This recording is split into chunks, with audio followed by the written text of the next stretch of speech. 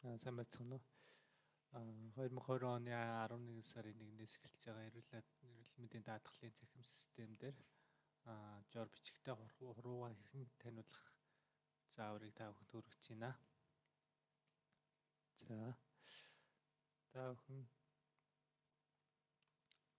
тэгээд хурууны хээндийнхээ програмыг татахдаа эмчнэр хурууны хээний програмыг татахдаа emd.gov.cgmn гэдэг энэхүү сайтаар ороод тэгээд баримтын хурууныхээ татах гэдэг байгаа. Энэ нэгсийг татаж аваад дараа нь компьютерийн бит нь 32 мөн 64 битээс шилтгаалж доошо гүйлгээд энэ 32 бит 64 битийг татаж суулгана. Тэгээд энийгээ суулгаад дуусныхаа дараа тухайн баримт хурууны хийгээд татсан програмаа ажилуулхлаар ийм цонх гарч ирнэ. Энэ цонхон дээр ерөнхийдөө бол health.gov.cgmn рүү нэвтрэлтийн нэгдсэн системээр ороод хамгийн эмч гээд гарч ирсэн шипер дугаарыг нэвтрэх нэр дээр нь бичиж холбогдох дарж ерөнхийдөө бол амжилттай холбогдож хурууны хийгээд таниулах боломжтой болно гэсэн үг. Тэгээд энэ заавар нь болохоор зөвхөн энэ саарл өнгөтэй эрүүл мэндийн зарим дээр нь эрүүл мэндийн даатгалын логотой байх энэ саарл өнгөтэй энэ төхөөрөмжтөр зөвхөн явагдана. Тийм байна. За дараагийнх нь болохоор дахиад нэг хоёр програм байгаа. Дахиад нэг програм нь болохоор энэ ZK 9500 тэгээд Botronic Engines гэдэг хурууны хээний төхөөрөмжүүд дээр болохоор дахиад жоохон доошо гүйлэх юм бол энэ гурван төхөөрөмж дээр харьяалагдах програмыг татханд бол энэ линк дээр дарна уу гэдэг дараад ерөнхийдөө програмаа татаа суулгаад тэгээд суулгасныхаа дараа нээж дэлгэцэн дээр байгаа icon дээр дараад нээж үзэхлээр энэ setting гэдэг орно. Setting дээр дараад баримт health.gov.cgmn гэж сонгоод энэ тэрэн дээр нэгдсэн нэвтрэлтээр орохлоор тухайн эмчийнхаа шифрийг оруулаад тэгээд харагдана. Тэр шифрээрээ мөн адил энэ чинь тохиргоо хийж оруулаад тэгээ ерөнхийдөө хурууны хийгээ уншуулж болно гэсэн үг. За тэгээд мөх нарийн дэлгэрэнгүй нь одоо та бүхэнд үзүүлье. За ингээд програмыг хэрхэн суулгах талаар зарцуулгаа өгье. За эхлээд нэвтрэх гээд ороод тэгээд тухайн хэрэглэгчийн эмч гэдгийнх нь артлан шифр дугаар нь энэ шифр дугаараа хурууны хийний програм дээр оруулна.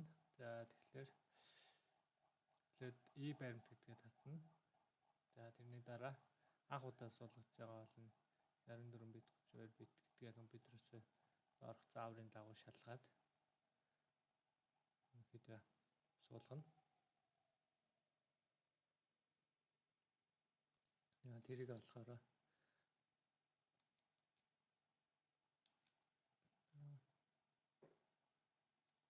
цонхоор старч байгаа чиket.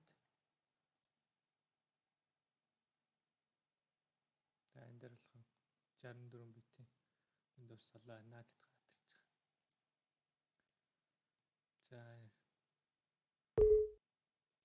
нэг ингээд суулгацсан. Та бүхэн дээр бас нэг анхаарах зүйл нь вирусны програм хаагаад ээж магадгүй тэр вирусны програмыг бас хаач ивэл төр зогсоож байгаа суулгаараа. За энэ дээр вирус нь суудсан байна гэж байна. Энийг үжигсэн ингээд суулгацсан.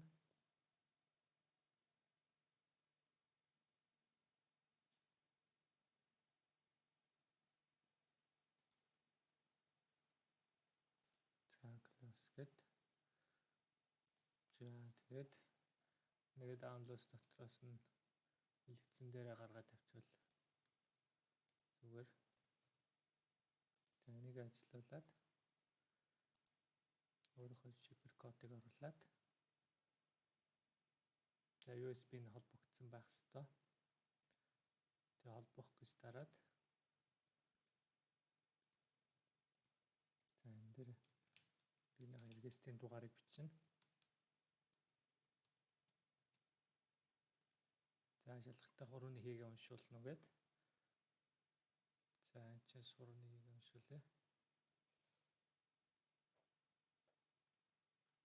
За эмчигдэх дээр нь дараад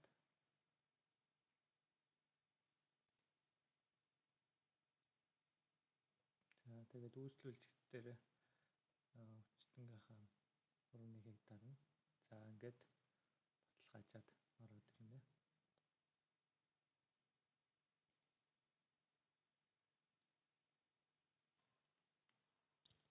За 2 дахь төхөөрөмжтэй нь програм яаж суулгах талаар тайлбарлая. За тэгээд бас мөн адил систем руу орно. Хэрэг систем руу орохоос ороогүй бүртгүүлж чадаагүй байх юм бол бүртгүүлэх төвшин дээр дарах юм бол нэргэстийн дугаар утасны дугаараа бүртгүүлээд эсвэл энэ зааврын ойлгохгүй энэ зааврыг сайн үзээд болно. Тэгээд код аваад нэргэстийн дугаараа оруулаад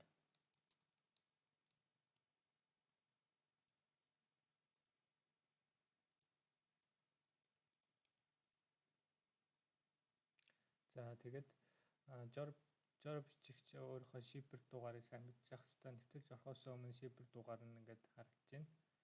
Энэ дугаараар төхөөрөмж дээр нэвтрэх нэр дээр нь бичих хэвээр байгаа.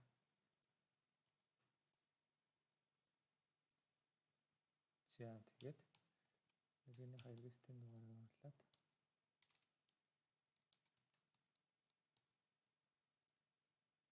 за тэгээд програмаа суулгааг байх юм бол ялцэг Govcig main finger гэж ороод энэ 3 төхөөрөмжтэй ZK, Tronic, FTP 808 гэдэг.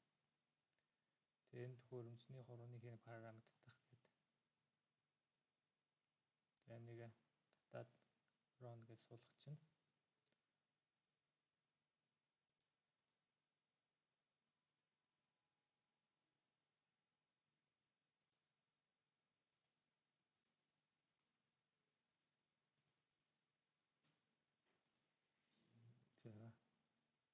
За амжилттай суулаа гэд.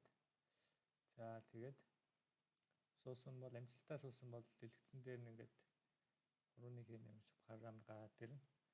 За тэгээд хамгийн түрүүнд энэ setting-gram дээр тохиргоо дээр нь дараад e-баримт гэдгээ сонгоод хэлцэг Govcig юм ингээд эмч байгаа шифр кодыг бичээд хадгалал тохиргоо гэж хадгалаад тэгээд төхөөрөмжөө USB-ээр залгасан байх ёстой.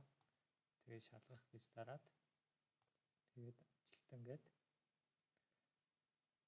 за 3-1-ийг уншуулъя.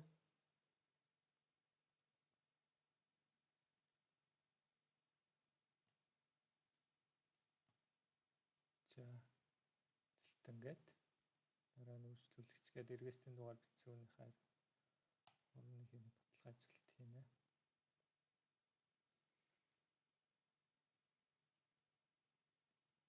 За интернет холбогдсоос шалтгаалаа хэр хурдан байх юм хариуг нь. За амжилттай илгээгээд за ингээд амжилттай баталгаажсан. Тэгээд тэмдэглэл үзлийн тэмдэглэл оншоо тавиад гээд 3 төхөөрөмж ашиглаад нэг жор бичих боломжтой байгаа. За тэгээд энэ програмыг ажилуулахад вирусны програмаар нь хаагаад иж магадгүй. Тэрийг нь та бүхэн өөрсдөө вирусны програмаар шалгаад бас үзээрэй. За баярлалаа.